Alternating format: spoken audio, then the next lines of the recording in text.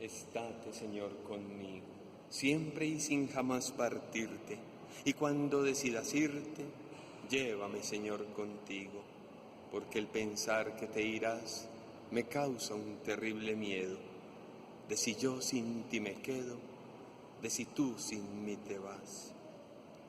Llévame en tu compañía donde tú vayas, Jesús, porque bien sé que eres tú la vida del alma mía. Si tu vida no me das, yo sé que vivir no puedo, ni si yo sin ti me quedo, ni si tú sin mí te vas. Por eso, más que a la muerte, temo, Señor, tu partida, y prefiero perder la vida 1000 veces más que perderte, pues la inmortal que tú das, sé que alcanzarla no puedo, cuando yo sin ti me quedo, cuando tú sin mí te vas. Amén. La literatura religiosa puede manifestarse en tratados en prosa sobre materiales espirituales, como Los Nombres de Cristo, de Fray Luis de León, o bien en poemas cargados de una profunda espiritualidad, como los de San Juan de la Cruz. De ambas maneras, en prosa o en verso, se expresaron las principales vivencias religiosas de la época, la mística y la ascética. Los invito para que en un corto y sencillo recorrido miremos algunos aspectos sobresalientes de la literatura religiosa.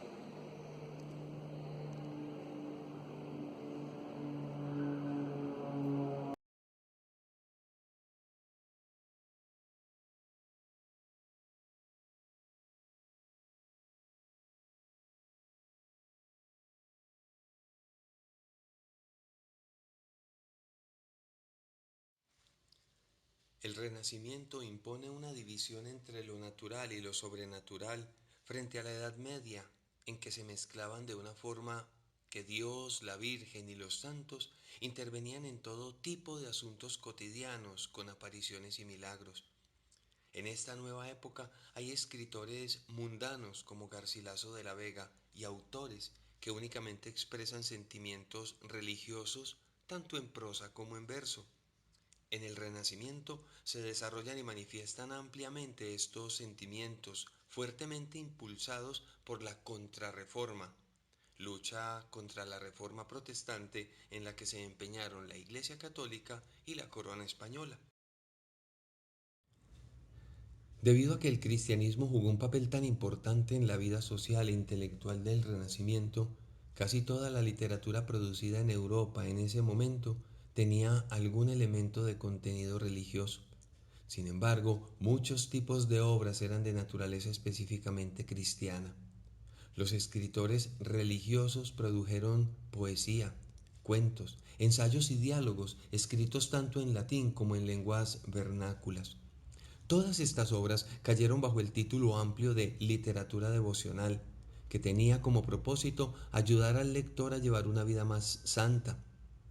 La escritura devocional cambió de varias maneras durante la Baja Edad Media y el Renacimiento. Por ejemplo, a mediados de la década de 1300, el creciente uso de la lengua vernácula en la escritura ayudó a crear nuevas formas de literatura religiosa. Al mismo tiempo, surgió una gran audiencia de libros entre los laicos. Durante el Renacimiento, otros factores como el desarrollo de la imprenta y el movimiento intelectual conocido como humanismo produjeron más cambios en la literatura religiosa. Sin embargo, la gente continuaba leyendo textos religiosos más antiguos, incluidas las obras escritas por los padres de la Iglesia. Sabemos que con este nombre eran conocidas las personas que habían dado forma al cristianismo en sus primeros siglos. Además, las nuevas obras religiosas continuaban centrándose en temas que habían sido tradicionales a lo largo de la Edad Media.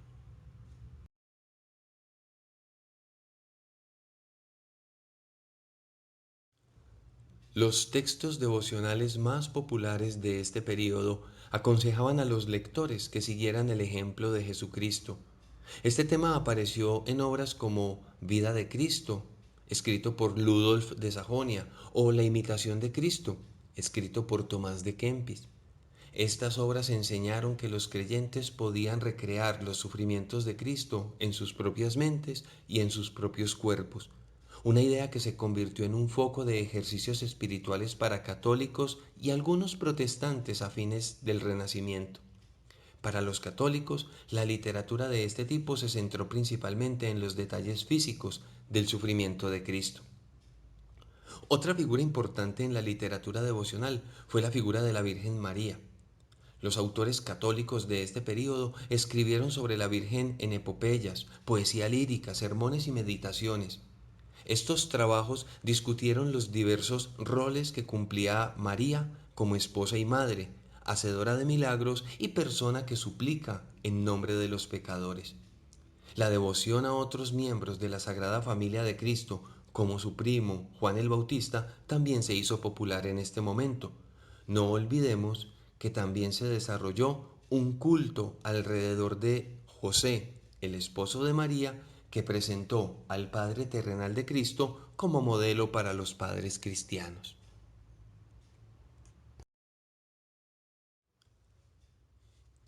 Alguna literatura devocional se centró en el ideal del aislamiento, que contrastaba con la cultura renacentista centrada en la vida de la ciudad y la corte. Muchos textos describen las experiencias de los padres del desierto, que huyeron de la persecución romana en los años 200 y 300 después de Cristo. Estos santos hombres, como San Antonio, San Benito, Pacomio, Basilio, Macario, entre otros, se establecieron en Egipto, donde vivieron como ermitaños. La imagen de una persona sola en el desierto proporcionó un modelo popular para muchos cristianos. Durante el siglo XVI, sin embargo, este ideal se desvaneció cuando tanto católicos como protestantes enfatizaron la importancia de la devoción tanto pública como privada. Otra forma de literatura religiosa, llamada el confesionario, se desarrolló a partir de los manuales utilizados por los sacerdotes medievales para guiarlos en el cuidado de las almas. Con el desarrollo de la imprenta, estas obras también estuvieron disponibles para los laicos. Los confesionarios pueden adoptar formas tales como biografías, catálogos de virtudes o diálogos. Por ejemplo, un texto puede presentarse como una conversación entre el cuerpo y el alma, Jesús y un pecador, o el hombre y el diablo. Un tema final que jugó un papel importante en la literatura religiosa fue la afectividad. Este término, basado en la palabra afectado, que guarda profunda relación con el término amor o emoción, se refiere a una espiritualidad basada en la experiencia y la emoción más que en la razón. La literatura de este tipo se hizo muy popular durante la Reforma Católica de mediados del siglo XVI. Los autores intentaron apelar directamente a los sentidos del lector, inspirar suspiros, gemidos y lágrimas. Muchos autores de obras afectivas fueron mujeres, como la monja española Teresa de Ávila.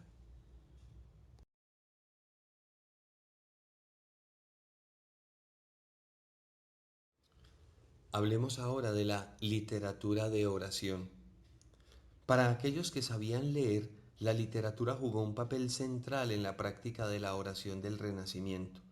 Durante esta época, los cristianos leyeron obras religiosas tanto en público como en privado. Algunos eruditos religiosos del Renacimiento vieron el acto de leer solo como el primer paso en un camino que conduce a una mayor conciencia espiritual. De la lectura, afirmaban, el alma pasaba a la meditación, luego a la oración y finalmente a la contemplación, un estado de conciencia mística de Dios. La lectura pública, por el contrario, se hacía en voz alta, en grupo, a menudo como parte de un servicio religioso o de algún ritual. La oración, como la lectura, puede ser hablada o en silencio. Aunque la oración vocal jugó un papel importante en ciertos rituales religiosos, la literatura devocional se centró más a menudo en la oración mental. El místico español San Juan de la Cruz describió la oración en silencio como una conversación entre el alma y Dios. Varios textos del Renacimiento tardío instaban a los lectores a orar pasivamente ante el misterio de la presencia de Dios.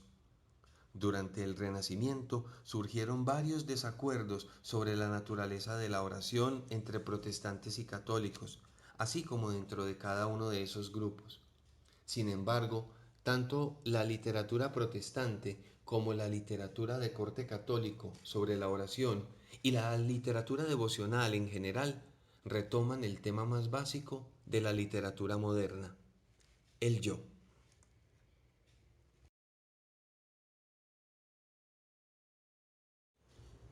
Ubiquémonos ahora un poco en el contexto de nuestro curso de literatura española. En todas las literaturas europeas, la mística fue un fenómeno peculiar de los siglos medios. España, en cambio, que en la Edad Media no había poseído escritos místicos, excepto literatura musulmana o de Raimundo Lulio, crea en el Renacimiento una profunda y perfecta mística.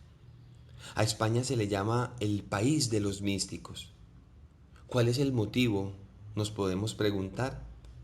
En toda la Edad Media, España no había tenido mística, y a partir del siglo XVII hasta nuestros días, no produjo ningún místico más, excepto para algunos escritores las obras de Miguel de Unamuno en el siglo XX. ¿Por qué se produjo entonces una floración mística solo en un corto periodo de tiempo como el del Renacimiento? En esta corriente literaria típica de la época de Felipe II confluyen varias tendencias renacentistas y nacionales.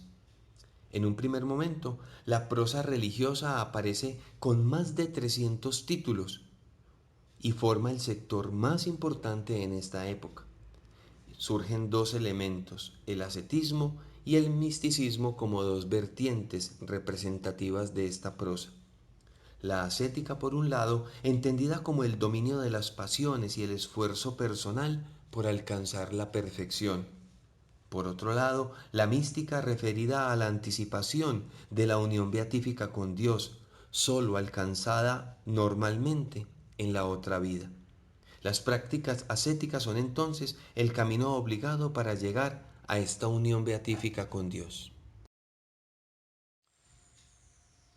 La mística del siglo de oro es la manifestación definitiva de la expresión mística cristiana y se enlaza directamente con los místicos medievales y con la tradición patrística, aunque otras corrientes de pensamiento, como el neoplatonismo, las corrientes renacentistas, entre otras, hayan influido directamente en ella. Según algunos autores, Oriente y Occidente han contribuido a la formación de los místicos españoles, como ha sido el caso de casi todos los fenómenos de la civilización española.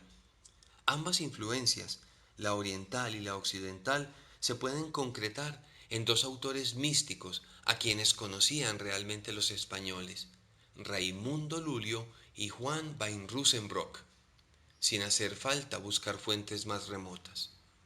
Pero frente a estas teorías hay que decir que la determinación de las fuentes de la mística española no explica el fenómeno de su aparición histórica. No es resultado de corrientes imitativas ni receptistas de corrientes de otra índole. Los primeros místicos españoles, como Bernardino de Laredo, San Pedro de Alcántara, entre otros, fueron los más originales y los más espontáneos.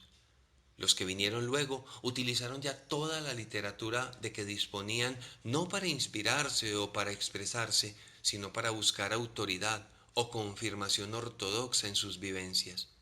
Solo en el cuarto período de compilación aparecen los doctrinarios.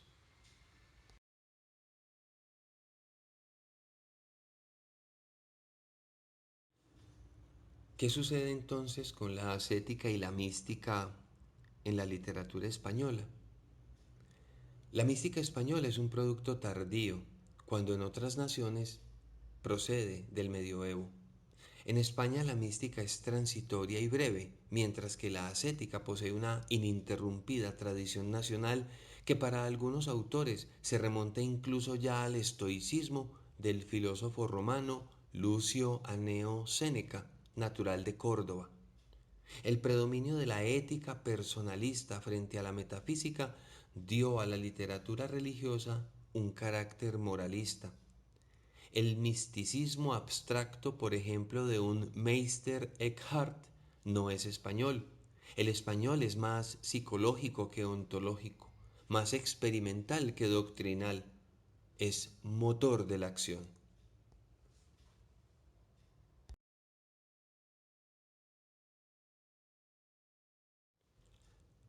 Por ello es fundamental identificar básicamente cuatro etapas dentro de la mística española. Un primer periodo de importación e iniciación, que desde la Edad Media hasta 1500 produce en España una recepción de la mística medieval extranjera.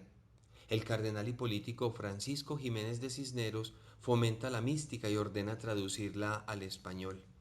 Un segundo periodo se refiere a la asimilación durante el reinado de Carlos V, en el que doctrinas importadas son expuestas por primera vez, pero a la manera española por Hernando de Talavera, Fray Alonso de Madrid, Fray Francisco de Osuna, Fray Bernardino de Laredo, Fray Juan de Dueñas, Fray Pablo de León, el Beato Juan de Ávila, entre otros.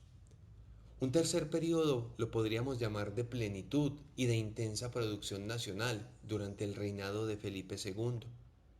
De 1560 a 1600, época en la que se da la Contrarreforma, el iluminismo es reprimido. La mística florece sobre todo entre los carmelitas. Destacamos a Fray Luis de Granada, Fray Luis de León, Malón de Chaidé, Santa Teresa de Jesús, San Juan de la Cruz, San Pedro de Alcántara, Fray Juan de los Ángeles, Francisco de Borja, Cristóbal de Fonseca, el Beato Alonso de Orozco, entre otros. Finalmente, podríamos hablar de un periodo de decadencia y compilación doctrinal, un periodo que dura hasta mediados del siglo XVII. No hay creadores místicos, sino teólogos y retóricos.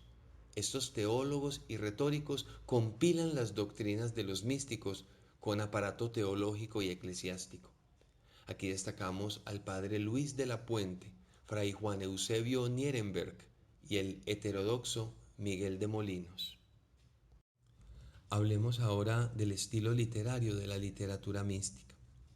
Para expresar sus estados inefables, los místicos crearon una nueva expresión figurada, a veces conceptual, a veces realista. Muchas metáforas de la lengua literaria moderna proceden de Santa Teresa o de otros místicos y pasaron luego a otras lenguas. En la mística recibe el español clásico su forma definitiva, fundiendo lo vivo de la lengua hablada popular con lo culto del latinismo renacentista y lo poético del estilo bíblico. De la lengua de los místicos precisamente nace una de las características primordiales del barroco literario, la tendencia a extremar la expresión de lo real mediante símbolos espirituales y lo simbólico espiritual por medio de imágenes reales.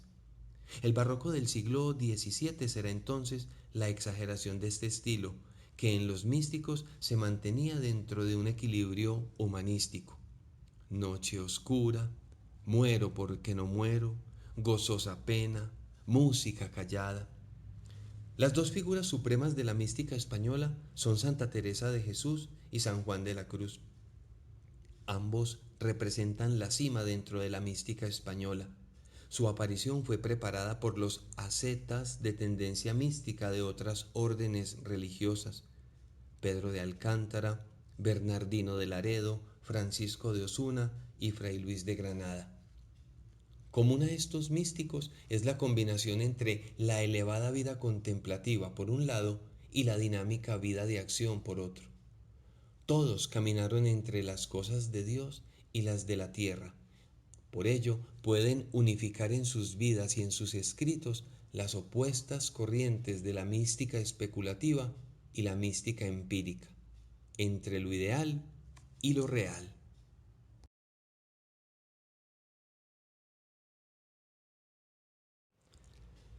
Para concluir, es importante saber que los místicos manejaron una experiencia secreta en la que Dios se manifestaba con toda su grandeza y magnanimidad, alejada de cualquier atisbo de vulgaridad o dogmatismo.